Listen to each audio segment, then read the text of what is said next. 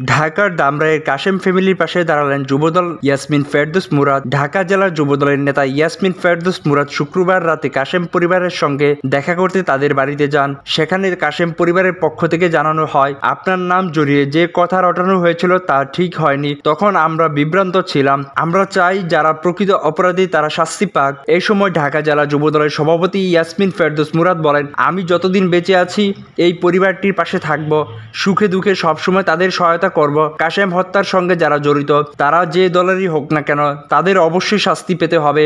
আমার সম্বন্ধে কখনো কোনোদিন আপনাদের কাছে কোনো খারাপ কোনো কথা বলছে তোমার কাছে বলছে?